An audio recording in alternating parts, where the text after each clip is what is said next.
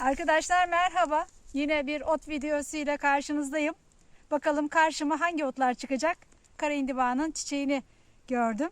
Bu çok güzel. Sapı, çiçeği, yaprağı, her şeyi kullanılan, tüketilen bir bitki.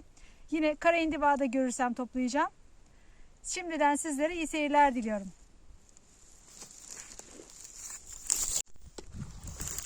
Şöyle baktığımız zaman her taraf kuruymuş gibi görünüyor ama otların arasından, bu çalıların arasından tohumlardan fışkıran bir yenen yabani otlar var. Bakın karşıma ilk olarak kara indiba çıktı. Şu kara indibayı alayım. Geçen hafta epey kara indiba tükettik. Kara indiba artık tanınan, bilinen bir bitki. Şifaları yönüyle de, lezzeti yönüyle de.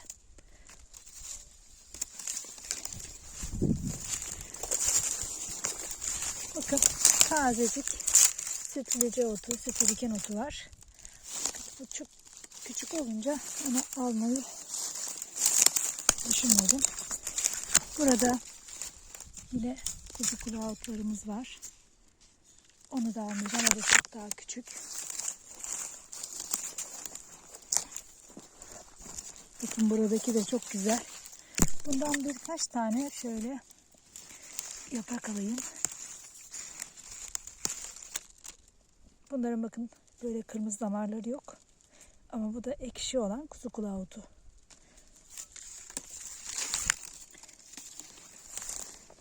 Şimdi burada sarı ot, diğer adıyla kaymacık, kaymak otu var. Onlar da çıktı. Dediğim zaten hemen karşıma çıktı. Bunlar da bu mevsimde çıkmaya başlar. Şöyle şifa niyetine birkaç dalından koparacağım ve gerisini bırakacağım. Kökünden almıyoruz zaten. Bakın. Kaymacık otu bu. Yeni yeni sürgün vermeye başladılar.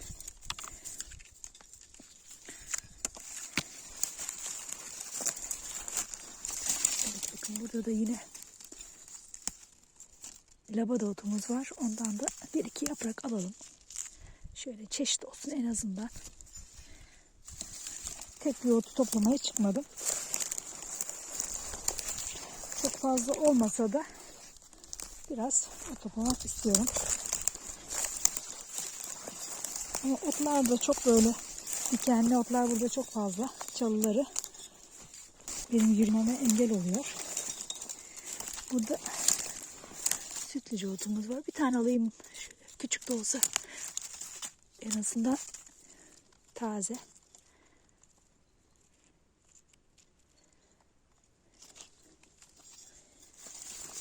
Burada da çok güzel büyümüş kaymacık ot arkadaşlar. Bakın. Koparıp koparmama konusunda tam karar veremedim. Ama gerçekten böyle sürgün verirken coşkulu bir sürgün vermiş. Bunlar kocaman oluyorlar. Yine şu yapraklarından bir iki tane alayım. Mutlaka bu otu tüketmek gerekiyor. Şifa niyetine yılda 2 defa şifasından yararlanmak gerekiyor. Bunlar daha baharda kocaman olacaklar. Ve burası kuzu kulağı cenneti. Geçen yılda burada yine video çekmiştim. Kuzu kulakları çok güzel büyümüşlerdi. Hatta dedim bunlardan bir parça alıp evde saksıya ekeyim diye düşünmüştüm. Evde değil de evin yanına. Bakın. Şöyle yokuş yokuş çıkıyorum.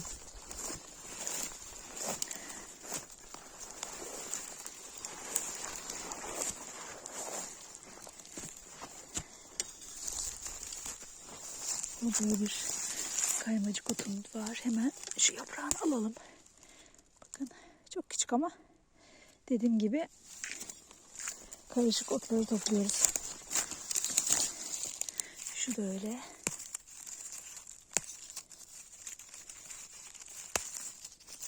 Şu da çok güzel ama hadi bunu da alayım. Çünkü bunlar daha fazla büyüyecekler. Bayağı sürgün verecekler.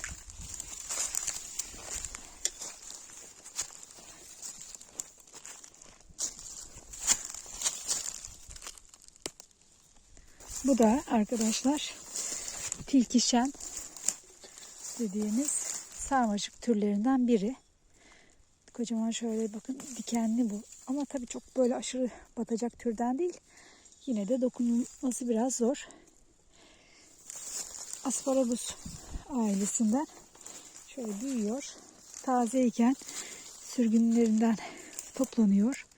Bu mevsimde burada pek olacağını zannetmiyorum. Köküne baktım ama iyice böyle sağa sola yayılmış. Bunlar geçen yılki sürgünler olsa gerek.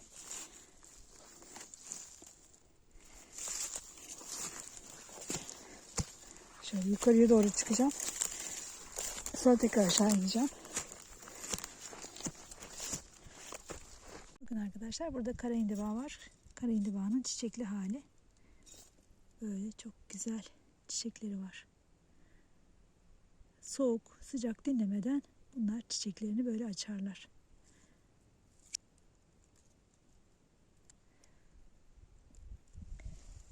Şu kara indibanın çiçeğini kopardım. Bunu o şekilde yiyebilirsiniz. Daha büyük kara indiba görürsem toplayacağım. Çok minikleri toplamayacağım. Çünkü geçen hafta bayağı yedik. Salatasını yaptık. Haşladık. Evet, mesela şu güzel. Gördüğünüz gibi bu da çiçekli hali. Yine kök kısmından yine aldım.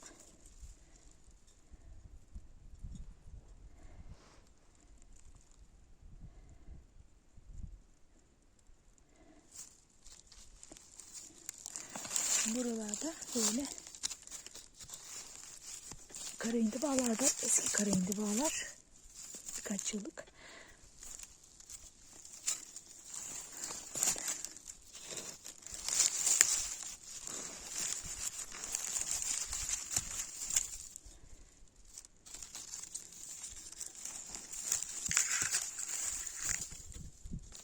Bakın arkadaşlar, burada da tavşan kulağıtlarını görüyoruz.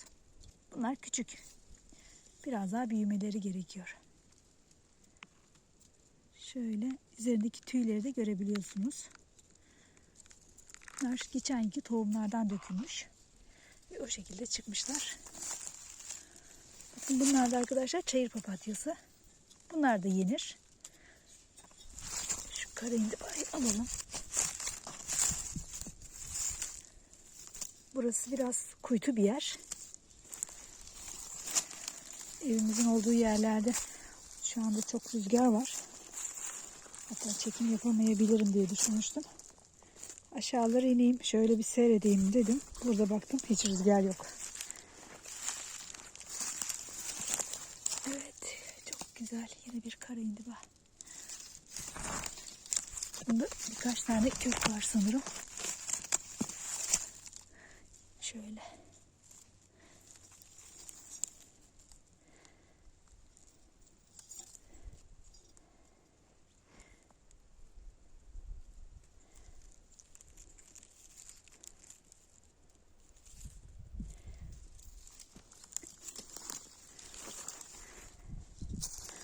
Epey yukarıya doğru çıktım.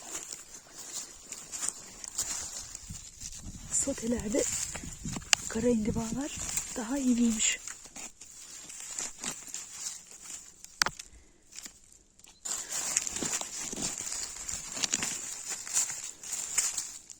Şimdi şöyle aşağıya doğru bir vadi var. Güneşten de biraz görünmeyebilir.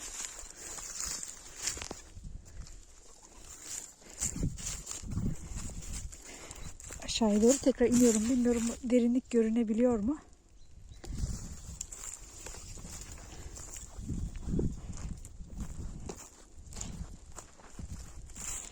Şöyle size şu tarafa doğru bir bakacağım. Farklı farklı otlar olabiliyor bazen. Böyle hiç kimsenin gitmediği, benim bile gelmediğim yerler.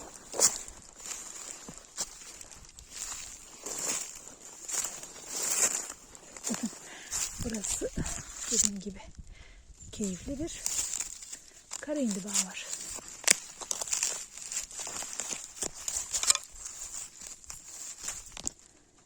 Gerçekten keyifliymiş.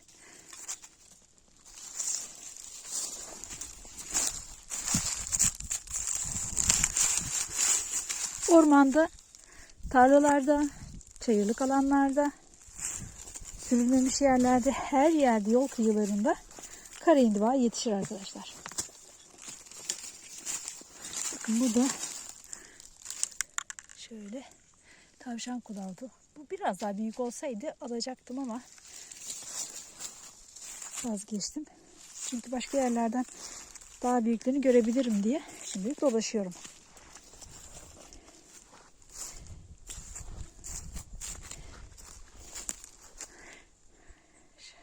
Çok güzel yer. Yaban hayatının içindeyim. Yine evden uzaktayım. Burada aynı sefalar da var arkadaşlar. Bakın şöyle aynı sefalar da çıkmış. Biraz daha büyümeleri gerekiyor.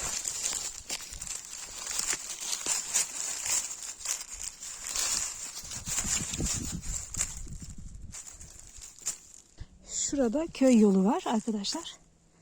Şöyle hemen kıyıdan aşağıya doğru devam ediyor. Vadiden köye ulaşılıyor.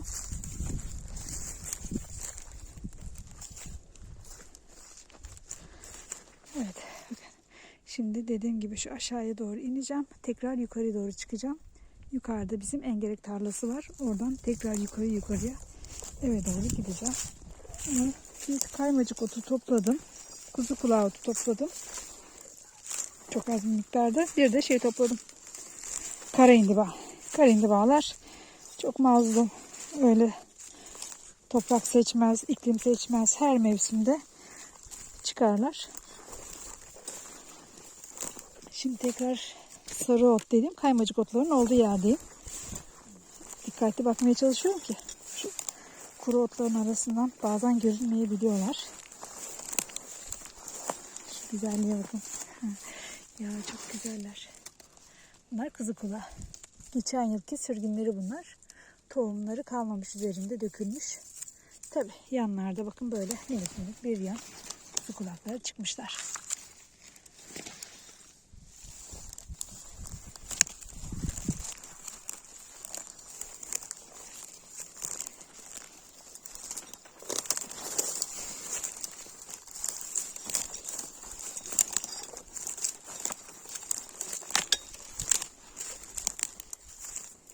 En aşağıya gelmiş oldum. Çok diken var burada. Bu dikenlerin tohumları dökülmüş. Seneye daha da bunlar dikenli olacak. Ondan gelemiyorum zaten. Bir de otlar her yeri kapladığı için yılan olur diye de bu bölgeye giremiyorum.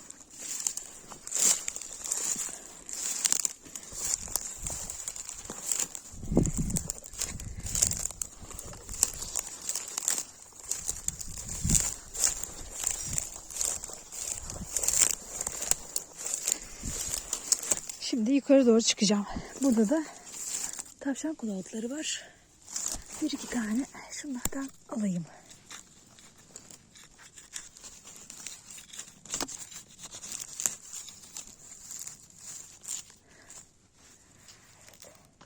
Güzeldi bu. Bunu belki yumurtalı böyle kavurup yemeğini yapabilirim. Tavşan kulağı otu da tok bir ot zaten. İyi gelir. Şurada da var. Bunu almayayım. Buraya bayağı tohumu dökülmüş olsa gerek. Tavşan kabakları çoğalmış. Şurada güzelmiş.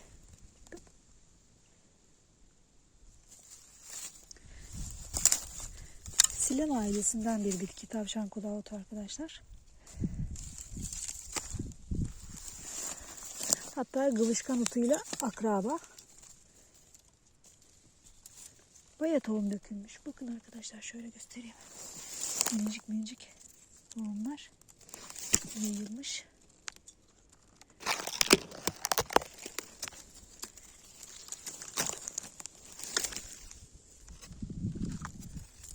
Evet. Güzel bunlar. Çoğalsınlar. Şurada da kaymacık otundan gördük. Yine dediğim gibi 2 tane yaprağından koparmış oldum. Bu da kaymacık otunun, bakın şöyle göstereyim. Şöyle çiçekleri ama bu çiçeklerini biz çok yakından çekemedik. Şu da geçen yılki yaprakları arkadaşlar. Biliyorsunuz kocaman yaprakları vardır kaymacık otunun. Yine kanalımda bununla ilgili videolar var. Yapraklarını gösteriyorum size. Ama doruk kısmını çok fazla göstermemiştim. Yukarıya çıkıyorum. Yine dediğim gibi buralarda şu mesela labada otu var. Birkaç tane çeşit olsun diye topluyorum. Yoksa daha çok küçükler.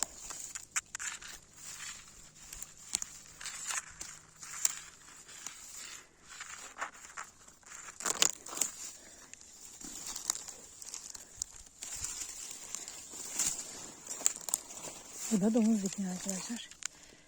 Domuz dikeni burada iyice çoğaldı. Çünkü tohumlar çok yayıldı geçen yıllarda.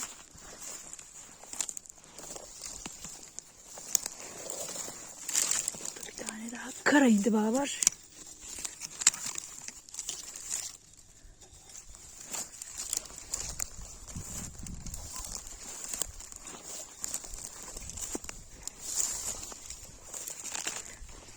Kara indibanın çiçekli hali.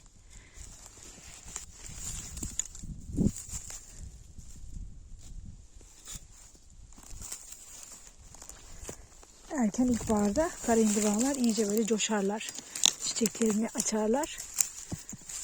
Ondan sonra havalar ısınmaya başlayınca kaybolur.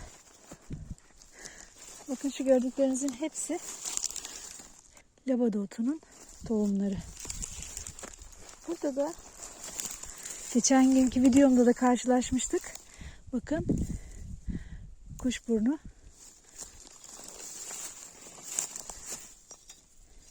Ocak ayındayız. Yılın ilk günleri ve kuşburunları hala böyle kıpkırmızı.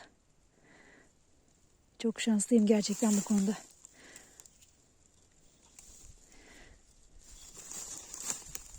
Aslında böyle yanımda küçücük bir poşet olsa bunları muhafaza etmesi daha kolay olur. Şimdi böyle bunlar sepetten dökülebilir.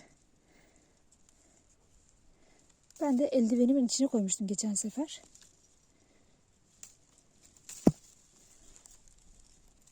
Yine öyle yapabilirim.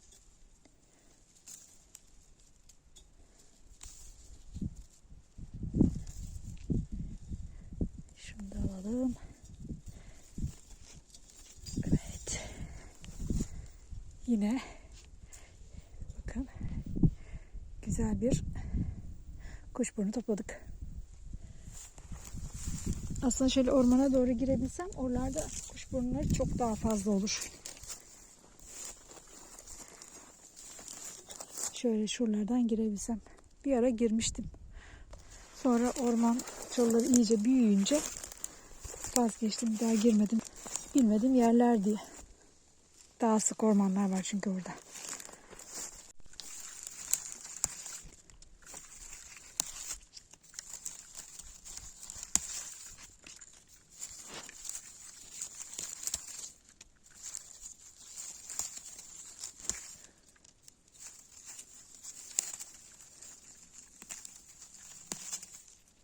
Evet. Bu kadar yeter. Diğerleri büyüsün.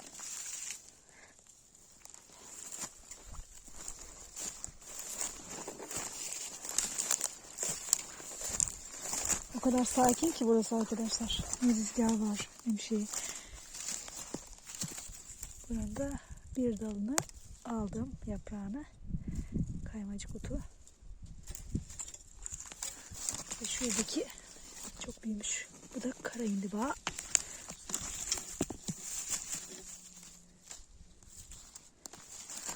Bu da çok büyümüş.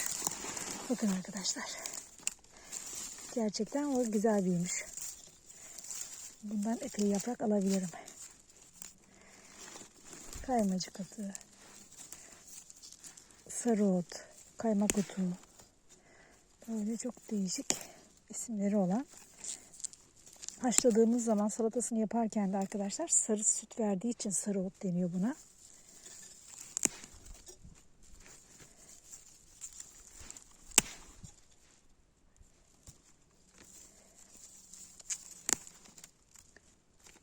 Şimdi daha bunu yapraklarını yeni toplamaya başladığım için daha da güçlenecektir.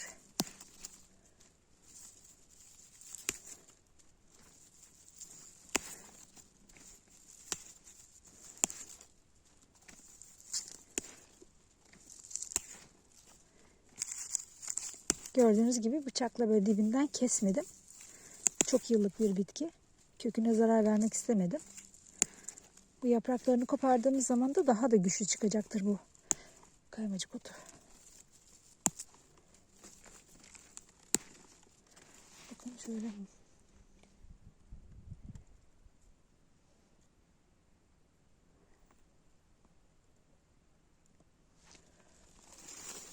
Şurada da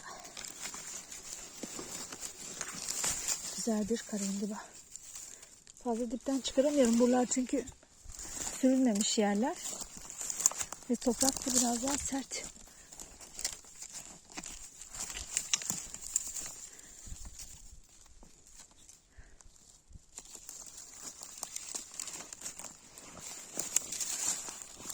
Bayağı büyümüş.